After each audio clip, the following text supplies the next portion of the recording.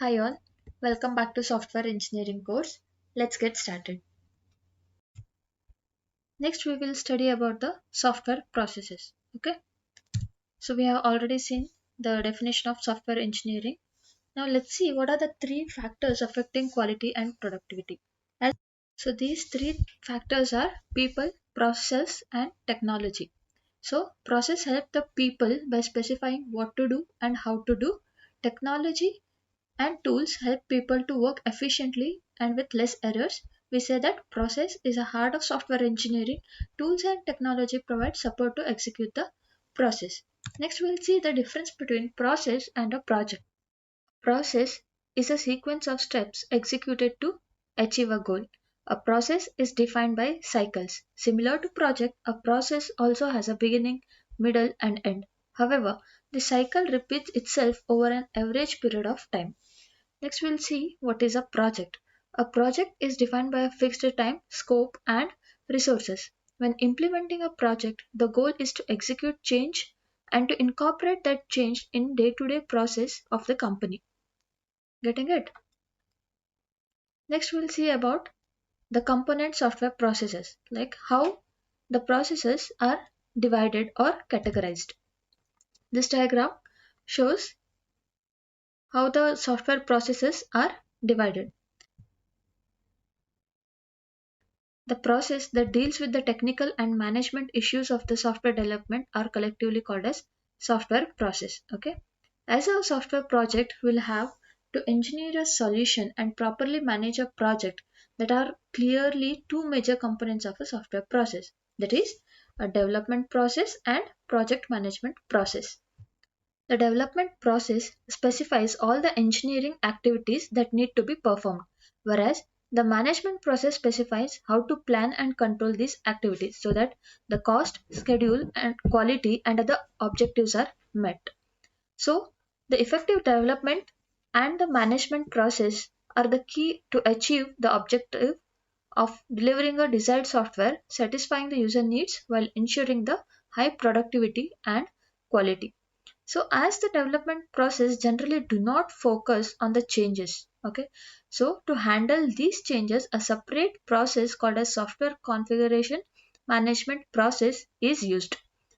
The objective of this component process is to primarily deal with the managing change. Next, this product engineering process, the main objective is to produce a desired product.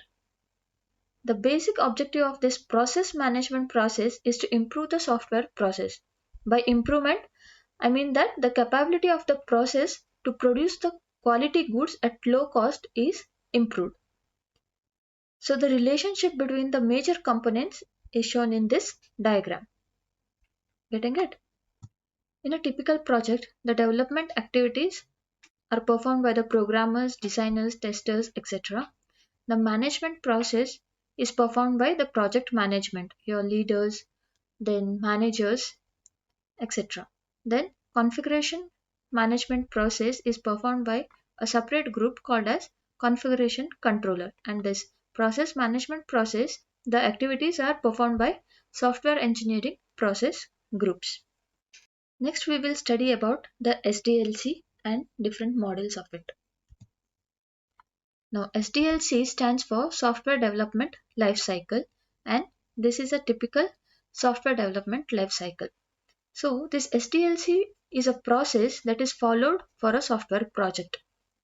Within any organization, this process is followed while developing a project. So, this SDLC it consists of how to develop, how to maintain, how to replace a specific software. The life cycle defines a methodology for improving the quality of software and overall development process.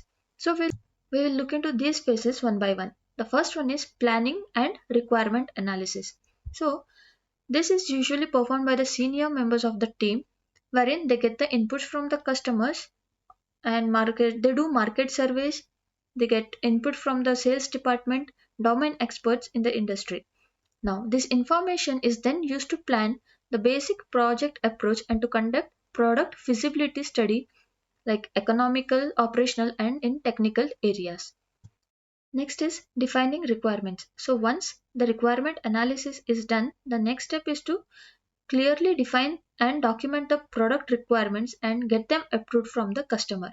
Now, this is usually done through SRS, that is Software Requirements Specification document. It consists of the product requirements to be designed and developed during the project life cycle. Next is designing, that means designing the product architecture. So SRS is the reference for these product architects to come out with the best architecture for the product to be developed. Now, based on the requirements specified in the SRS, usually more than one design approach for the architecture is proposed and the best is taken. Next is building or developing the product. So in this phase, what happens is the actual coding takes place.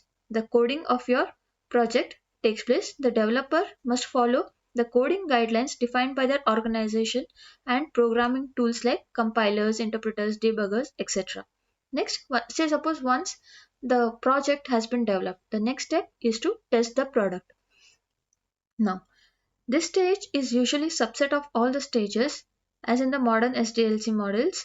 The testing activities are mostly involved in all the stages of SDLC. However, this stage here refers to testing only the product where the product defects are reported, tracked, fixed and retested until the product reaches the quality standards defined in the SRS. The last stage is the deployment, that is deployment in the market and then maintenance. So once the product is tested and ready to be deployed, it is released formally in the appropriate market. Sometimes product deployment happens in stages as per the business strategy of that organization. The product may be first released in a limited segment and tested in a UAT, that is user acceptance testing environment. Next we will see software development process models. So for your syllabus, you have these six process models, that is waterfall, prototyping, iterative development, RUP, that is rational unified process, time boxing model, and last is extreme programming and agile processes. First, we'll start our discussion with waterfall model. So in this model, the project begins with system feasibility analysis.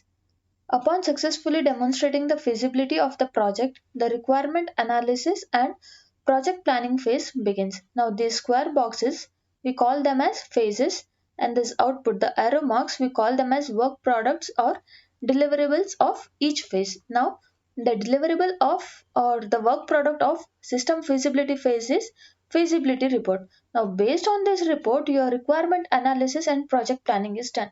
So once the project planning is done, we will next have to design the system. The output of this phase is this requirement analysis and project planning phases, project plan document and requirements document, that is the SRS. Okay. Now once we have the SRS and the plan, then we will start the system design. So upon completing the initial design of the system, we will have the system design document as the output, and based on this document we will next get the detailed design or the architecture. So once you have the architecture in place, you will have the architecture design document. Now all this design SRS, when this is finished, we will actually start coding that or developing the project. Now once the development is completed, what is the output of it? You will have code or you will have the programs. Now these programs, they have to be tested, right? So the next phase is testing and integration. So in this testing, you do a normal system testing, regression testing, and all types of testing can be done here. So once your programs or the project is tested, you will have the output as test plan, test report, and manuals. So once testing is done, your project can be installed. So once installation is done, you will have an installation report, and then last stage is your operations and maintenance. That is, once the software is delivered to the client, it enters the maintenance phase. Getting it? Now these outputs here, right, we call them as work products or deliverables. The advantage of this waterfall model is its simplicity. It is straightforward. It divides the large task of building software into series of clean phases, and it is easy to administer. Now, if we have advantages, there could be some disadvantages also, right? So, the first disadvantages is it assumes that the requirements of the system can be frozen before the design begins. Now, this means if you want to apply this waterfall model to your project, then your project should have the SRS ready. That is, the requirements should be ready, and in the later stage you cannot add the new requirements. Okay. The second disadvantage is freezing the requirements usually requires choosing the hardware. That means if you have already freezed your requirements, that is, there are no changes in the requirements, then you should also choose the hardware beforehand. Now, a large project might take few years to complete, right? So, due to the speed at which the hardware technology is changing, the final software, once you complete this entire project in waterfall model, the final software will use a hardware technology that is becoming obsolete. So the next disadvantage is it follows a big bang approach. That means the entire software is delivered in one shot at the end. In between, you'll not be your client or you'll not be able to see any work products. That means a basic diagram or a basic model. Okay. So at the end only, you'll be able to see how your product looks like. The next is it encourages requirement bloating. That means since all the requirements must be specified at the start and only what is specified will be delivered, so it encourages the users or the clients to add even those features which they might think they might need. Okay, they might need it or they might not, but they have to specify those requirements at the start only. They cannot whenever you start developing a project, right, based on this waterfall model, the client cannot come and say add this requirement, I need this functionality. He cannot come and say like that. Okay. And the last disadvantage is it is a document driven process that requires formal documents at the end of each phase. That is, these work products should be present. We will have a quiz now, and here are your questions. Type the answers in the comment box with your name. You have 2 minutes of time.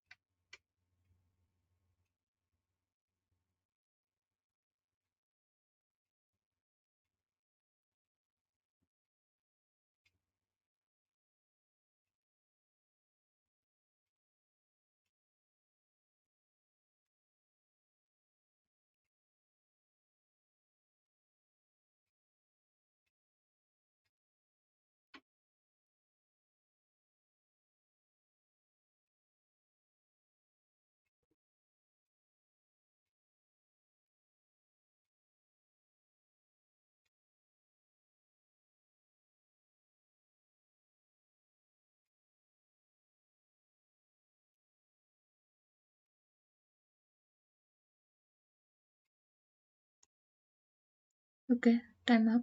Next, we'll see about the prototyping model. In this model, instead of freezing the requirements before any design or coding can proceed, a throwaway prototype is built. This prototype is developed based on the currently known requirements.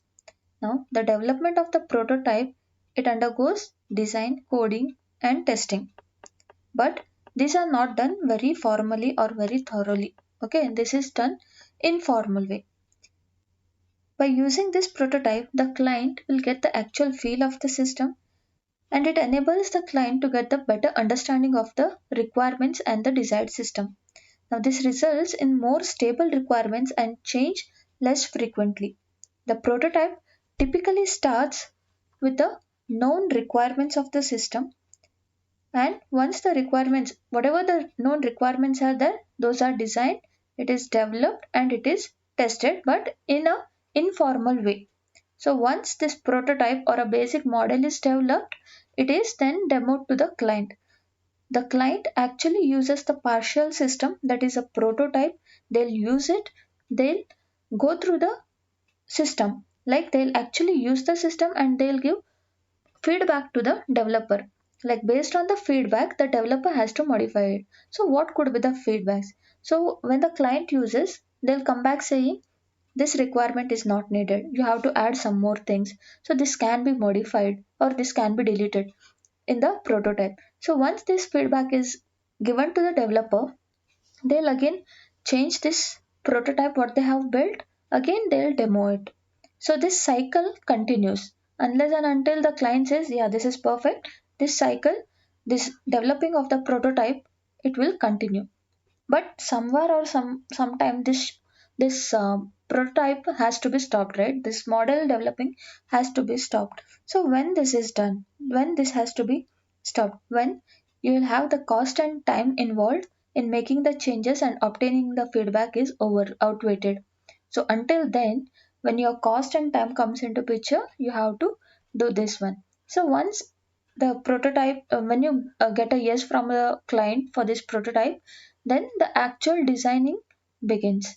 Once the designing is done, then the coding will start, then the testing will, then next the testing will start. Okay. Now, this prototype is nothing but a basic model. Instead of directly jumping into the project and developing it, you first build whatever the known requirements are there, you build a model of it. So, to get a better clarity, we'll see an example. So, this is a Mona Lisa image. Okay. So, say suppose your client has requested, he has given you a requirement saying that you have to build a Mona Lisa. Okay. The first thing what you do is, so this is the first image. So what you do, you develop a prototype, you develop an initial sketch. Okay. So you have just drawn this initial sketch and you have demoed it to the client. This first prototype or the model, you have done it and you have developed, you have demoed it to the client. Now client sees this image and he'll say some modifications. He gives you feedback. He says the hand is not proper, this should not be done here, this has to be, something has to be added here. So he might give you some feedback. Now as a developer, what you do, you take this feedback and you will modify it. Say suppose this one, the second image, this is prototype 2. Okay. So you have incorporated all the changes what your clients have told, and you will again demo this to the client. The client again sees this one, he uses the software or he sees this image, then he can say that okay, now this is perfect, now you have to color it. So he says okay, the hair needs to be golden, then the background needs to be greenish. So he might give you feedback like this. So what you have to do next is, as a developer, you have to take the feedback, you have to incorporate it. That means you have to again change your prototype to incorporate the feedback from the client. So once you have done these changes, so what you do in this third prototype, you have done the changes and you will again give it to the client. So client sees it and he says, he'll give you an, say suppose he has again given you the changes in the requirement. That means, so he says no, the hair of Mona Lisa, it has to be black in color. Then again, what you do, you take the feedback, you change it accordingly. Again, demo it to the client. Again, this process continues unless and until your client is satisfied with the prototype.